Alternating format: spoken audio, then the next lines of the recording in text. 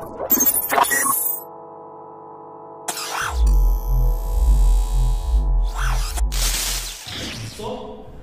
સાયન્સના ફિઝિક્સના second chapter એકમ અને માપન પદ્ધતિની વાત કરતા હતા અને એમાં આપણે પારિમાણિક સૂત્રો વિશે આયેલા અને છેલ્લો ટોપિક મેં કર્યો હતો પારિમાણિક વિશ્લેષણ અને એના ઉપયોગો. પારિમાણિક વિશ્લેષણ યાદ કરી લો કે ભૌતિક વિજ્ઞાનમાં એટલે કે ફિઝિક્સમાં પારિમાણિક સૂત્રો કે એકમ પદ્ધતિનો ઉપયોગ કરી નવા એકમો સંબંધો બધું સાબિત કરવાનું. તો પારિમાણિક વિશ્લેષણના 3 ઉપયોગો છે. કયા છે? પહેલો ઉપયોગ છે સમીકરણની યથાર્થતા ચકાસવી. જેમ કે આપણે કહ્યું હતું કે F બરાબર માં હોય તો ડાબામાં બળનું પાસું લઈ લો આપણે m1 l1 t-2. જબામાં જમણી બાજુમાં m નું પાસું લઈ લો m1 અને a પ્રવેગનું પાસું લઈ લો l1 t-2. એટલે જબામાં m નું પાસું શું થઈ ગયું m1 l1 t-2. એટલે ઓટોમેટિકલી જો ડાબા જબા સરખા થઈ ગયા તો સમીકરણ સાચું છે. ટૂંકમાં કોઈ પણ સમીકરણ કોઈ પણ સૂત્ર લાયા છો, સૂત્ર સાબિત થયું છે, એ સાબિત થયેલું સૂત્ર સાચું છે કે ખોટું એની યથાર્થતા ચકાસવા માટે આપણે પારિમાણિક સૂત્રોનો ઉપયોગ કરીએ તો પારિમાણિક વિશ્લેષણનો પહેલો ઉપયોગ આપણે પતી ગયેલો હતો. યાદ કરો બે એકમ પદ્ધતિ વચ્ચેનો સંબંધ MKS ને CGS નો લઈએ આપણે ધારો કે. તો મેં તમને યાદ કરાવો બળનું પાસું લીધેલું m1 l1 t-2.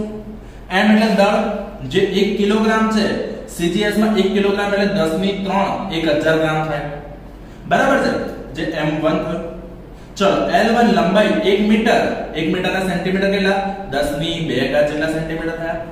આવડે સમય t-2 પણ સમય 1 સેકન્ડની 1 સેકન્ડ જ રહેશે CGS માં, જેને 10^0 પણ લખી શકાય. તો આપણે પછી જ્યારે m1 l1 t-2 ને MKS માંથી CGS માં જઈએ એટલે 10^3 m1 10^2 l1 અને 10^0 t-2 લઈ લો તો ઓટોમેટિકલી 10^5 થઈ ગયું m1 l1 t-2. એટલે MKS માં જે એકમ હતો ન્યૂટન, CGS માં થઈ ગયો એકમ ડાઇન. તો 1 ન્યૂટન બરાબર 10^5 ડાઇન. તો પારિમાણિક સૂત્રોનો ઉપયોગ કરીને આપણે બળના MKS અને CGS એકમ વચ્ચેનો સંબંધ મેળવ્યો. એવી રીતે આપણે દરેકના MKS અને CGS વચ્ચેનો સંબંધ મેળવી શકીએ છીએ, જે ઉપયોગ આપણે પતી ગયો હતો. તો આજે ત્રીજો છે કે ભૌતિક રાશિનો બીજી ભૌતિક રાશિ સાથેનો સંબંધ ચકાસવો. કે સમજી લો આ સૂત્ર કેવી રીતે લાયા કે આ સૂત્રમાં એક એકમમાંથી બીજા એકમમાં જવા માટે તો વસ્તુ સમજી લો ભયંકર મોસ્ટ આઈએમપી ટોપિક. તો પારિમાણિક વિશ્લેષણમાં કોઈ એક ભૌતિક રાશિનો બીજી ભૌતિક રાશિ સાથે સંબંધ કેવી રીતે ચકાસાય એ માટેનો વિડિયો આજે સમજાવું છું. અને એકવાર ફરીવાર કહું છું આ સૂત્ર તો એમાં આઈએમપી હોય જ છે, ઘણી બધી વાર પૂછાતો હોય છે, તો ધ્યાન આપો.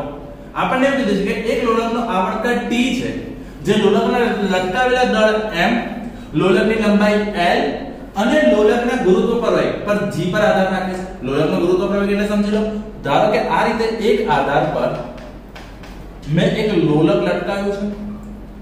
હવે આ જે લોલકનું દળ લટકાવ્યું છે એનું દળ m છે, આ લોલકની લંબાઈ l છે અને લોલક પર લાગતું ગુરુત્વ પ્રવેગ g છે. બરાબર છે.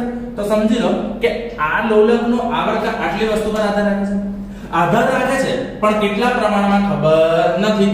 તો સમજી લો ધારો કે આવર્તન t એ દળ m ના a ઘાતના સમપ્રમાણમાં છે. આવર્તન t એ લંબાઈ પર પણ આધાર રાખે છે, એટલે t લંબાઈ l ના b ઘાતના સમપ્રમાણમાં છે. ધારો કે આવર્તન t એ ગુરુત્વ પ્રવેગ g ના c ઘાતના સમપ્રમાણમાં છે એવું કહેવાય. બરાબર. અને આ થઈ ગયો આપણો સ્ટેપ નંબર 1. ચલો સ્ટેપ નંબર 2. તો હવે શું કરો, ત્રણે ભેગું લખી નાખો. એટલે કે લોલકનો આવર્તન t ચલે છે m⁴ l⁴b g⁴c. આમે જ્યારે પણ સમપ્રમાણ હોય ત્યારે ત્રણે સમપ્રમાણમાં છે સરખું લખી નાખે, ત્રણનો આધાર લખી નાખે. હટાવો સપ્રમાણતાની નિશાની, મૂકી દો સપ્રમાણનો અચળાંક. અચળાંક મૂકો k m ની a ઘાત l ની b ઘાત g ની c ઘાત અને તમારે પછી લખી નાખવાનું k એ સપ્રમાણતા અચળાંક છે. k શું છે?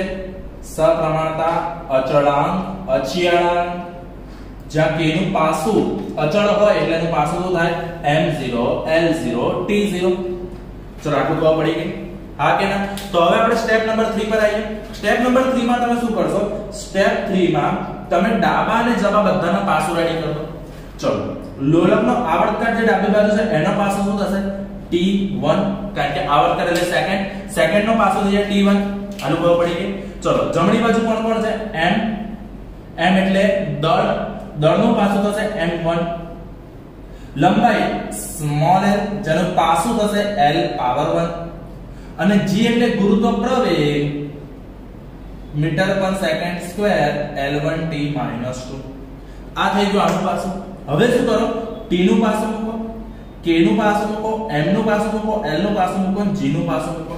તો હવે આપણે એ વિશે આગળ ભણવાનું ચાલુ કરીએ. તો સ્ટેપ નંબર 4 ચલો જુઓ. તો સ્ટેપ 4 ફરી એકવાર સૂત્ર પહેલા લખી નાખું છું. t બરાબર k m ની a ઘાત l ની b ઘાત g ની c ઘાત. ચલો પાછું લખવાનું ચાલુ કરું છું. t ની 1 ઘાત બરાબર છે, t ની 1 ઘાત બરાબર m0 l0 t0. આ થઈ ગયું k નું પાસું બરાબર છે. હવે m નું પાસું લઈ લો. m ની 1 ઘાત અને n ની કેટલી ઘાત છે? a. એટલે આ લખ્યું મેં m નું પાસું અને n ની ઘાત a. ચલો, આ થઈ ગયું લંબાઈ l, l ની 1 ઘાત, એનું પાસું થઈ ગયું b બરાબર. અને આ થઈ ગયું g ગુરુત્વ પ્રવેગ, એનું પાસું લઈ લો l1t - 2 ની c ઘાત. આટલું ખબર પડી ગઈ. હવે ગયા લેક્ચરમાં મેં સમજાવ્યું કે ઘાતનો હંમેશા થાય ગુણાકાર, ઘાતની ઘાતનો શું થાય? ગુણાકાર. એટલે હવે m0 l0 t0 નહીં લખ્યો તો ચાલશે. m ની 1 ની a ઘાત એટલે m ની a ઘાત લખાય બરાબર છે. ચલો ધ્યાન આપજો. l ની 1 ની b ઘાત એટલે l ની b ઘાત લખાય બરાબર છે. હવે l ની 1 ની c ઘાત, t ની -2 ની c ઘાત. ચલો આટલું ખબર પડી ગઈ. હવે શું કરો? જેટલા આપણા આધાર છે એ આધાર સરખાવો. એટલે m81 બરાબર m ની a ઘાત બરાબર છે. હવે સમજી લો, બંને આધાર સરખા તો ઘાતાંકનો શું થશે બેટા? સરવાળો બરાબર છે. આધાર સરખો ઘાતાંકનો શું થાય? સરવાળો. એટલે b + c ઘાત અને અહીંયા લઈ લો t ની -2c ઘાત. હવે અહીંયા આગળ જે t1 છે ને એની આગળ હું m0 l0 લખી નાખું, ચાલશે? તો હવે સમજો, m ની ઘાતને સામેના m ની ઘાત સાથે સરખાઈએ. એટલે m ની 0 ઘાત m ની a ઘાત એટલે a બરાબર 0 લઈ લો અત્યારે. આટલું ખબર પડી ગઈ બરાબર છે. હવે સમજો, l ની ઘાતને l ની ઘાત સાથે સરખાવો. તો l ની ઘાત શું છે? b + c. આ બાજુ ઘાત કેટલી છે? 0. ચલો પતી ગયું બરાબર. અને t ની ઘાતને t ની ઘાત સાથે સરખાવો. તો -2c બરાબર 1. t ની ઘાત 1 છે ને. હવે આ -2 જે ગુણાકારમાં છે ને લઈ જાઓ સામે ભાગાકારમાં. સામે જાય એટલે ભાગાકારમાં જતો રહે એટલે -1/2 હાફ 1/2 કહેવાય. હવે આ c ની કિંમત હું અહીંયા મૂકી દઉં છું બરાબર છે. આ c ની કિંમત હું શું કરું છું? અહીંયા મૂકું છું. તો b -1/2 બરાબર 0. હવે આ જે અડધો છે સામે લઈ જશે એટલે ઓટોમેટિક શું થઈ જશે? 1/2. તો મને આ મળી ગયો c નો જવાબ -1/2, આ મળી ગયો મને b નો જવાબ 1/2, આ મળી ગયો મને a નો જવાબ 0. તો આ જે સમીકરણ છે, ચલો આને કહેજો સમીકરણ નંબર 1. તો સ્ટેપ નંબર 5 માં, સ્ટેપ નંબર 4 માં શું કરીશું કે સમીકરણની કિંમતો લઈશું. તો સ્ટેપ નંબર 5 માં આપણે કિંમતો મૂકવાની છે બરાબર. તો સ્ટેપ 5 સમીકરણ 1 માં કિંમતો મૂકો અંબાણી. ચલો, તો t બરાબર શું થઈ ગયું? k m ની a ઘાત છે. m ની a ઘાત એટલે કેટલી? 0. m ની 0 ઘાત બરાબર. l ની b ઘાત છે એટલે l ની 1/2 ઘાત અને g ની c ઘાત છે એટલે g ની -1/2 ઘાત. આવું લખાય હા કે ના? તો હવે એક વસ્તુ સમજો, t ની k m ની 0 ઘાત l ની 1/2 ઘાત અને g ની -1/2 ઘાત લાગી દીધી આપણે. ચલો, તો હવે t as it is લખું છું. t ks એટલે થતું તો m ની 0 ઘાત લખવાની જરૂર છે અને કોઈની પણ 0 ઘાત 1 m ને કાઢી નાખો l ની 1/2 ઘાત અને g ની માઈનસ ઘાત છે માઈનસ ઘાત નીચે લઈ જાય તો પ્લસ થઈ જાય એટલે g ની 1/2 ઘાત સમજી લેજો અગર આવું છે ને x પાવર 2 બરાબર અને આવું છે 1/x પાવર 2 તો જ્યારે છેદમાં છે છેદની ટર્મને તમે ઉપર લઈ જાઓ છો x ની -2 ઘાત લખાય તો એનું ઊંધું પણ પોસિબલ થાય -2 ઘાત છે તો 1/x² લખાય તેવી રીતે 1/2 ઘાત હોય તો 1/x⁻² લખાય બરાબર છે હવે સમજી લેજો બંનેની 1/2 કોમન ઘાત છે એટલે હું આવું લખી દઉં કે l/g⁻²⁰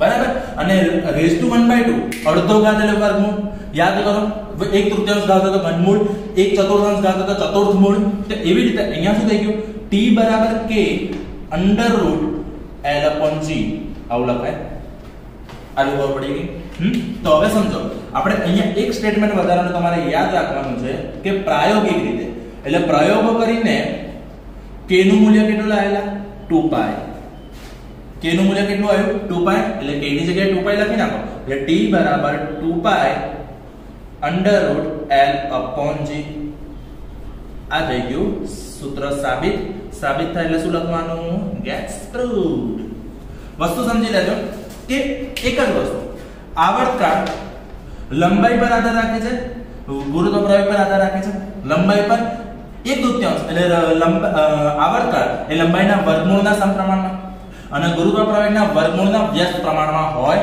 છે સૂત્ર સાબિત થઈ ગયું એ દળ ઉપર આધાર રાખતું નથી એટલે તમે જે લોલક છે લોલક પર તમે ગમે તે દળ લગાવો કોઈ ફરક પડતો નથી તમે લોલકની દોરી કેટલી લાંબી કરો છો એની ઉપર આધાર રાખે છે કારણ કે g પણ એક પ્રકારે અચળ જ છે તો બેઝિકલી આપણે જોવા જઈએ ને તો t ચલે છે √l આનું ખબર પડી ગઈ તો ફરીવાર ધ્યાન આપો આપણે કર્યું શું પહેલા જેટલા પણ આધાર આપ્યા છે એ આધારને ઘાતાંકમાં લઈ લો આપણને આધાર આપ્યો દળ પર લંબાઈ પર અને ગુરુત્વ પ્રવેગ પર આધાર રાખે છે તો a ઘાત b ઘાત c ઘાત લઈ લીધી સ્ટેપ નંબર 2 માં ત્રણેયને કોમન લઈને અચળાંક મૂકી દો અચળ છે એટલે એનો પાસો લઈ લેવાનો 0 0 0 m0 l0 t0 પછી સ્ટેપ નંબર 3 માં આપણે બધાના પાસો નક્કી કરીને મૂકી દો પાસો યાદ રાખવાના છે સ્ટેપ નંબર 4 માં કશું જ ના કરો સામસામેની ઘાતાંક સરખાવવાની છે સાદુરૂપ આપીને અને સ્ટેપ નંબર 5 માં પછી સમીકરણ 1 માં કિંમત મૂકો એટલે આપણને સૂત્ર મળી જશે આવડે ચલો આગળનો દાખલો ફરીવાર એક પ્રેક્ટિસ માટે લઉં છું ગુરુત્વાકર્ષણની અસર નીચે મુક્ત પતન કરતો પદાર્થ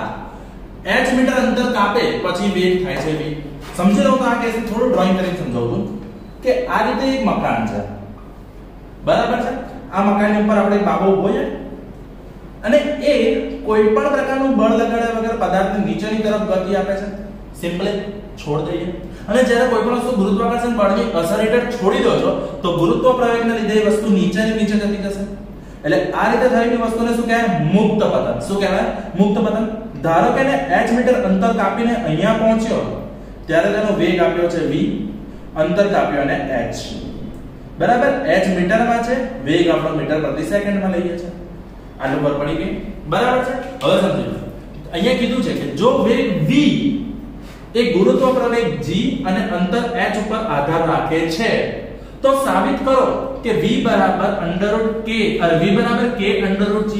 આપણે સૂત્ર સાબિત કરવાનું છે ચલો ઘણીવાર એવું પણ પૂછાય કે પારિમાણિક વિશ્લેષણની મદદથી સૂત્ર મેળવો સૂત્ર ના પણ આપે મેઈન વસ્તુ શું છે કે આપણને એવું કીધું છે કે વેગ v એ g અને h ઉપર આધાર રાખે છે હા કે ના તો સ્ટેપ નંબર 1 શું હતું કોની પર આધાર રાખે છે એ પ્રમાણે વેગ v એ ગુરુત્વ પ્રવેગ g ના a ઘાતના સમપ્રમાણમાં અને અંતર એટલે કે ઊંચાઈ h ના b ઘાતના સમપ્રમાણમાં છે એવું માની લો બીજા કોઈ પર અત્યારે આધાર રાખતો નથી હવે સમજી લેજો સ્ટેપ નંબર 2 બંનેને ભેગા કરી અને અચળાંક મૂકવાનો છે અચળાંક તો v ચલે છે g ની a ઘાત h ની b ઘાત હટાવો સપ્રમાણતાની નિશાની મૂકી દો સપ્રમાણતા અચળાંક k g ની a ઘાત h ની b ઘાત આટલું ખબર પડી ગઈ બરાબર અને આને કરો સમીકરણ નંબર 1 પોઝ કરો નંબર 1 કહી દીધું આપણે હવે સમજો સ્ટેપ 3 માં આપણે શું કરવાનું છે બધાના પાસો લખીને મૂકી દેવાના છે ચલો ડાબી બાજુ કોણ છે વેગ છે તો વેગનું પાસું થશે વેગ એટલે મીટર પ્રતિ સેકન્ડ વેગનું પાસું m1 સોરી L1 t -1 આલુ ખબર પડી ગઈ. જમણી બાજુ કોણ કોણ છે? જમણી બાજુ છે ગુરુત્વ પ્રવેગ અને ઊંચાઈ, એટલે g નું પાસું લઈ લો. ગુરુત્વ પ્રવેગ એટલે મીટર પ્રતિ સેકન્ડ સ્ક્વેર. ગયા લેક્ચરમાં જ કીધેલું કે કોઈનું પણ પ્રવેગ પૂછડું લાગે પ્રવેગનું, પાસું લાગે પ્રવેગનું, એટલે પ્રવેગનું પાસું છે L1 t -2 અને ઊંચાઈનું પાસું છે L1. ચલો તો સમીકરણ 1 માં આપણે બધી કિંમતો મૂકે. આવી જાવ આપણા સ્ટેપ નંબર 4 પર.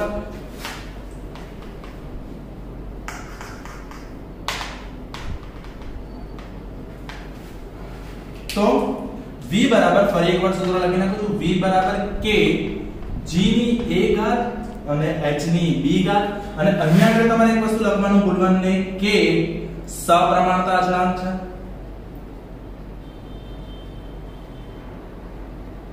એટલે k નું પાસું શું થશે? m0 l0 t0. ઓકે, ચલો હવે વારાફરતી બધાના પાસું મૂકવાના શરૂ કરીએ. તો v નું પાસું થાય છે L1 t -1. બરાબર છે, બરાબર છે, બરાબર છે. ચલો k નું પાસું લખો m0 l0 t0. ડન. હવે g નું પાસું લખો L1 t -2 ની a ઘાત. અહીંયા બધા જ પાસું મેં લખેલા છે. બરાબર છે, બરાબર છે, બરાબર છે. અને h ની b ઘાત, h નું પાસું L1 ની b ઘાત. હવે ઘાતો સરખાવવાની છે. ઘાત સરખાવવાની એક વસ્તુ સમજી લો. પહેલા આને કાઢી નાખો. 0 0 0 છે એટલે કોઈ ફરક પડતો નથી. માલા ફરક પડત નહીં. L1 t -1 બરાબર. ચલો ઘાતનો ઘાત ગુણાકાર એટલે L ની a ઘાત t ની -2 a ઘાત અને અહીંયા આગળ થઈ જશે L ની b ઘાત. 2 કા b, 2 કા b. ઓકે, હવે આધાર સરખી છે એટલે ઘાતાંકનો શું કરી દઈએ? સરવાળો. એટલે અહીંયા થશે L ની a + b ઘાત સામે L ની 1 ઘાત. બરાબર છે. અહીંયા t ની -1 ઘાત, અહીંયા t ની -2 a ઘાત. ખબર પડી ગઈ આ વસ્તુ? હવે બંનેના આધાર સામસામે સરખાવો છો તો ઘાતાંક સરખાવો. એટલે અહીંયા શું થશે? a + b બરાબર 1 અને -2a બરાબર -1. આટલું ખબર પડી ગઈ. ચલો માઈનસ નું ઘડિયું આવડે. -1 આ માઈનસ ઉડી ગયા. એટલે a શું થશે? 1/2 1/2. ચલો a ની કિંમત અહીંયા મૂકી દો. તો 1/2 + b = 1/2. આ 1/2 સામે જશે એટલે માઈનસ થશે. આગળ કશું છે નહીં એટલે પ્લસ છે. સામે ગયા એટલે માઈનસ, એટલે 1 - 1/2. એટલે લસા બસા લેવાની જરૂર છે ને. એકમાંથી અડધો જાય તો અડધો છે. સિમ્પલ. કારણ કે આપણે 11 સાયન્સમાં છે, સાયન્સના સ્ટુડન્ટ છે એટલે હવે લસા બસા લેવાની નહીં, ડાયરેક્ટ કરવાનો ટ્રાય કરો. તો b બરાબર થશે 1/2. ચલો આ પતી ગયું. એટલે યાદ કરો આપણે શું લખવાનું છે? સમીકરણ 1 માં a અને b ની કિંમત મૂકો. મુકેશ અંબાણી યાદ કરી લેવાનું આપણે. બરાબર છે. તો અહીંયા આગળ આપણે કિંમત મૂકી દઈએ છે. ચલો તો સ્ટેપ નંબર 5 આપણે આવી ગયા. આપણા ફાઇનલ સ્ટેપ તરફ જઈ રહ્યા છે ધીમે ધીમે ધીમે ધીમે ધીમે. ચલો તો v = k g ની a ઘાત અડધો અને h ની b ઘાત અડધો. કિંમત મૂકી એટલે h ની અડધી ઘાત. બરાબર છે. તો આને હું આવું પણ લખી શકીશ, g અને h ની કોમન અડધી ઘાત. બરાબર છે. અને હમણાં જ આગળના સમયમાં મેં કીધું કે અડધો ઘાત એટલે રૂટ. એટલે v બરાબર k √g h. બરાબર. તો આપણને જે સમીકરણ જોઈએ છે એ સમીકરણ થઈ ગયું સાબિત. તો સમજો આજે હું તમને બધા ત્રણે ત્રણ ઉપયોગોને રિલેટેડ કેટલાક પ્રેક્ટિસ મોકલી દઉં છું. આ બે દાખલાની પ્રેક્ટિસ અને આગલા પારિમાણિક વિશ્લેષણના ઉપયોગો, ટૂંકમાં પારિમાણિક વિશ્લેષણના ત્રણે ત્રણ ઉપયોગો ની બહુ જ બધી પ્રેક્ટિસ આજે મોકલી રહ્યો છું. બીજી વસ્તુ સાંભળજો. ચેપ્ટરમાંથી પહેલા પૂછાય છે દ્રષ્ટિ સ્થાન ભેદની રીતના દાખલા, જે તમને ચકાચક રીતે આવડી ગયા છે.